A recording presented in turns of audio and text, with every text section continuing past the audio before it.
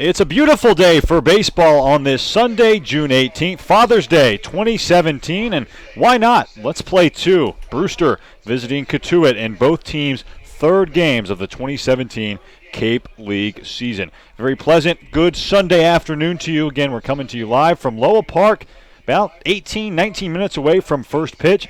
And we are playing two baseball games today, the first of which going to start right around 2:05, the second of which going to start right around 5:05. Will Greer alongside you here for the prolonged Cotuit Kettleers pregame show today. Matt Rigby will join me in a matter of moments. And this is the first time we've talked to you in a couple days now because of some poor weather on Cape Cod. Last game Cotuit actually played was on Thursday. That, of course, a win in the home opener over Falmouth, a 10-0 win for the Kettleers over the visiting Falmouth Commodores, who have still yet to win a game here in 2017. But that's a story for another time. Cotuit used really nice offense in that ball game. 3 runs in the first, 2 in the second, another in the third, and rolled away late from the Commodores to win that one, going away in a laugh for only an 8-inning game because of darkness, because of those long Cotuit half innings when the offense just kept stringing hits together and scoring a lot of runs in the process. Brewster, like the Kettleers, come in undefeated at 2-0, and Brewster, like the Kettleers, have not played since Thursday. A couple rainouts, Stony Brook Field, where they play their home games. Too much water on the field yesterday, so they didn't play. Cotuit, if you're wondering, scheduled to play in Hyannis's McKeon Park yesterday. If you've ever been to McKeon Park, you know that it's very much kind of a bog down from a hill, and easy to see how the rain would just run down there and create a swamp-like atmosphere, making us unable to play despite not too much rain on Cape Cod yesterday. So these the two undefeated teams left on Cape Cod, but they're 2 of 4 teams who have only played 2 games up to this point. So not a ton on the line, obviously, in Game 3, but something's got to give today on this Father's Day 2017. The starting pitching matchup, a couple guys who grew up pretty close to one another. Noah Davis from Huntington Beach, California, will go for Cotuit. He's a 6'2" righty. Goes to school at UC Santa Barbara. Go Gauchos if you're listening on the West Coast. An early start for you. And another West Coast guy going for Brewster today, William Tribuker, attends the University of Michigan. Go Wolverines. Not as early of a start in Ann Arbor this morning. He's a guy from San Clemente, California. We'll get into both of their numbers, both of their pedigrees, which are both outstanding as the broadcast goes on, as the pregame show goes on as well. If you followed the Cape League last season, you know that Brewster, a team that could not pitch, but they're hitting just as good as anyone in the league. And in fact, yes, last year, I should say, for Brewster, that team finished tied for first in home runs with 30 in just about 45 games. Tied for the best average at 265. A very good offense, scored 7-8 runs a game, but the ERA above 4 at 4.44. They allowed a 273 batting average against, and they committed the second most errors in the league at 61. Only Chatham committed more miscues at 62. So a team that did not field well last year, they did not pitch well last year, but they hit really well. They finished 16, 26, and 2 in the East Division. That was 5th place. They did not make the playoffs, so clearly the recipe didn't really work for manager Jamie Shevchik, who was in his second season, because Brewster only won 16 games with that high, prolific offense.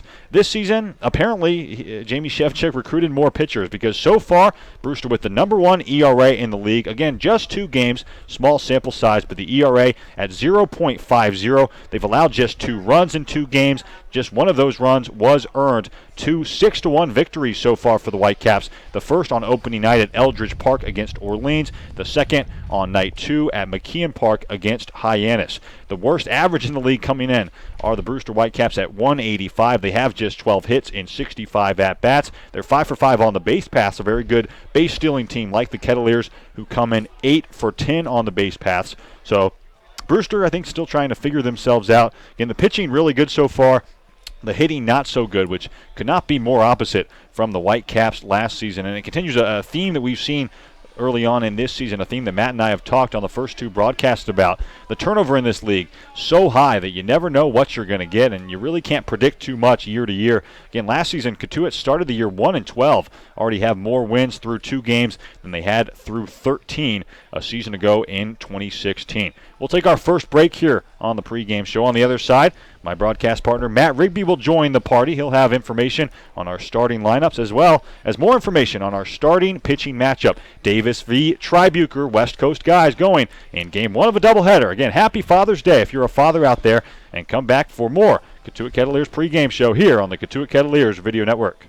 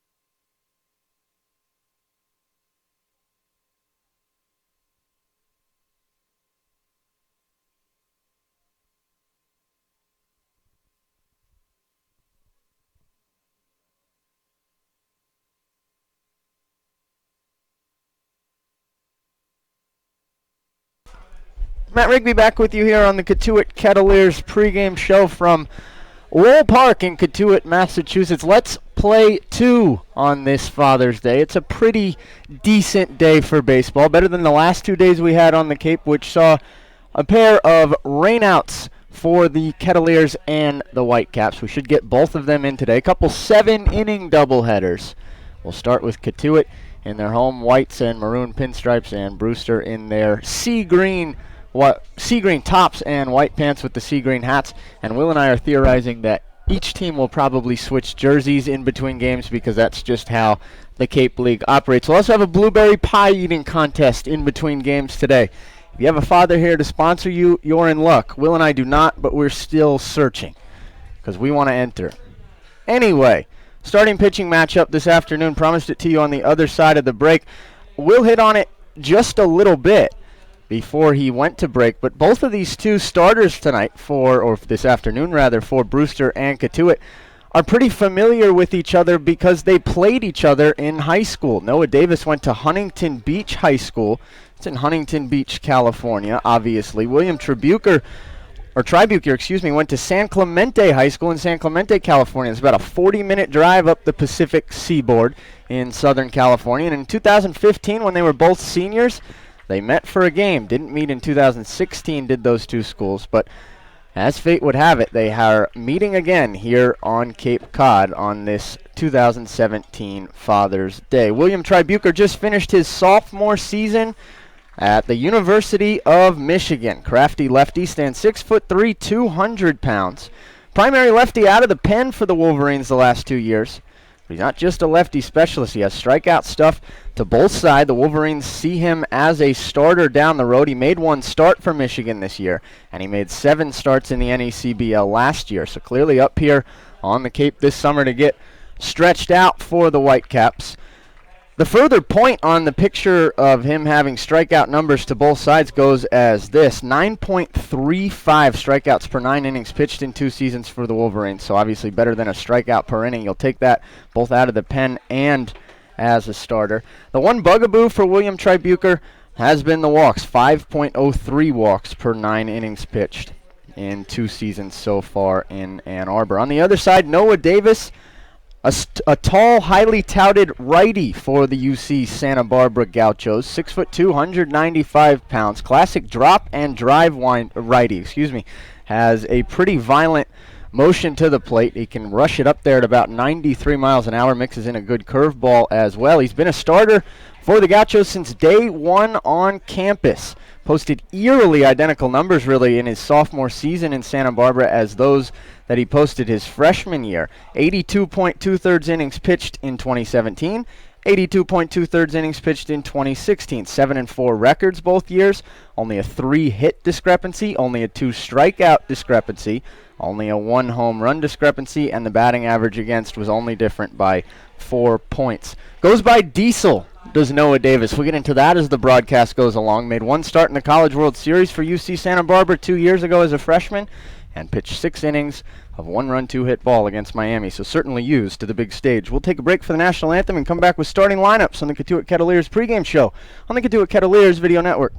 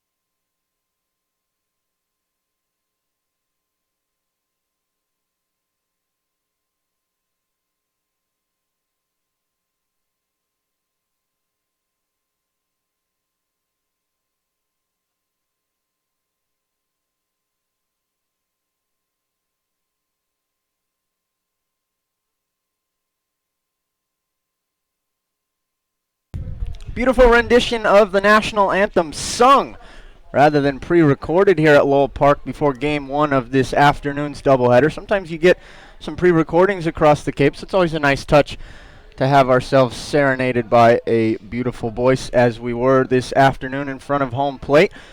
Both teams are on the field. Brewster in their respective first base dugout. Cotuit huddled around the third base dugout. No one seems to be in the dugout as they go through their pregame masochisms. And on the other side, Brewster just pacing back and forth. We'll go ahead and give you the starting lineups in advance of this afternoon's first pitch of game one. First for the Brewster Whitecaps, going up against the aforementioned Noah Davis. It is a lefty-heavy lineup for Brewster against the righty Davis. One theory on that, Justin Hooper is the scheduled game 2 starter for Cotuit. He is a lefty, so I guess Jamie Shevchuk figured he'd throw all the lefties into the lineup for game one. Travis Swaggerty leads things off for the Whitecaps. He plays in center, again, bats from the left side, and he is from South Alabama. Connor Smith bats in the 2-hole and wears number 2, plays third base, though. Western Michigan Bronco, the only true righty in the lineup for game one for the Whitecaps. Mickey Gasper from Bryant does the catching and bats third. Switch hitting catcher is Gasper. Steele Walker, the cleanup hitter from Oklahoma, plays in right for Brewster in game one. Pete Schuler bats fifth and plays first. Chandler Taylor bats sixth, doing the designated hitting from the University of Alabama. Nick Dunn, returning Whitecap from the University of Maryland, bats seventh and plays second. Devin Foyle bats 8th and plays in left from the University of Kansas. And another returning Whitecap bats 9th. That's A.J. Graffinino from the University of Washington, the switch hitting shortstop. On the other side for your Kettleers, Grayson Genesta leads things off, playing first base, batting from the left side as he has in each of the first 2 games for Cotuit. Griffin Conine bats second and plays in right field, second game in a row that Conine's in the 2-hole. John Cresto in the 3-hole for game one, playing third base from Santa Clara. Gian Martellini back to the cleanup spot, the BC catcher hitting from the right side. Christian Demby in the lineup for the first time this afternoon for Cotuit, NC State product who can pitch and hit, in the lineup today as the designated hitter, 5-hole batting right. Brett Kinnaman, another NC State Wolfpack, bats 6th and plays left. Miles Lewis bats 7th and plays in center for from Michigan. Switch hitter is Lewis. Zach Cohn bats 8th and plays short. And another Michigan Wolverine, already a fan favorite here at Lowell Park, Ikeo Thomas bats 9th and plays second. Warm-up tosses have been completed by Noah Davis. Digging into the left-handed hitter's batter's box is Travis Swaggerty for the Brewster Whitecaps. And now here with the first pitch of game one, first time in a while, Mr. Will Greer. Thank you very much, Matt Rigby, and let's get things going. We haven't played baseball since Thursday, as you just alluded to. A rain out Friday night at Chatham in the bottom of the first, and then a rain out last night. We were scheduled to go to Hyannis's beautiful McKeon Park, but swamp-like atmosphere there prohibited us from playing baseball. That's a tough verb. And now we're just about ready to get underway. 73 degrees. Our first pitch game time temperature as Noah Davis, the UC Santa Barbara Gaucho, delivers a 92-mile-an-hour fastball right over the middle to Travis Swaggerty for strike one. Davis making his first start of the summer, just finished up his sophomore season at UC Santa Barbara. As Swaggerty from the left side swings and misses. Had a good circle change, it looked like that time. Some tailing action, and it's quickly 0-2 on Swaggerty. Travis Swaggerty from South Alabama just finished up his sophomore season, and he was a second-team All-American. A .356 average for Swaggerty. Here's the 0-2 from Davis, a breaking ball in the dirt. Martellini blocks it, it squirts away, but that, of course, doesn't matter with no runners on base. The count now 1-2 on Swaggerty. As Matt just mentioned, 6 left-handed hitters in the lineup for Jamie Shevchuk here in game one. 1 righty and 2 switch hitters. Here's the 1-2. It's swung on a miss, strike 3. An 85-mile-an-hour changeup that time from Noah Davis. So far, so good for the Gaucho. Swaggerty goes down swinging on 4 pitches, and it brings up Connor Smith, the only righty in Jamie Shevchuk's starting 9. Nice sequence that time from Noah Davis. The righty in full command, it appears. Something we haven't been able to say about Cotuit starters so far in this season. Jason Billis struggled with command in the opener on Wednesday night. Some command out of the bullpen. Some command issues, I should say, against Falmouth. But that got corrected pretty quickly as the first pitch at 94 miles an hour into Smith misses low. A fastball that time. Ball 1. Connor Smith from the right side, 5'10", 175 pounds. As Davis, working quickly, delivers a 1-0 fastball that Smith gets a piece of. It trickles off of Martellini. And the count now even at a ball and a strike. Connor Smith was just named second team All-MAC for the second straight season. What an accomplishment for the sophomore. He finished in the regular season ranked number 7 in the nation in triples. Also number 7 in triples per game. That number, maybe not as high as you'd think, just .14, but that's good for number 7 in the nation. Here's the 1-1 from Davis, a breaking ball, 77 miles an hour that broke a little bit too much outside. And the count now 2-1 on Smith.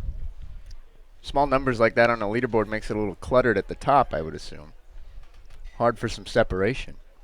Wonder if there are any big golf tournaments finishing up on this Father's Day 2017. Leaderboard. Something for Google. 2-1's the count. Smith from the right side dangles the bat near his right ear and looks at a 2-1 fastball that skips into the mitt of Gian Martellini. So Noah Davis, after being in full control against Swaggerty, now struggling a bit. He steps off behind the rubber, now back on. He's on the first base side of that pitching rubber. Infield and outfield at normal depth and positioning as Davis comes set at the belt, kicks and delivers the 3-1. Smith grounds it up the middle and through for a base hit.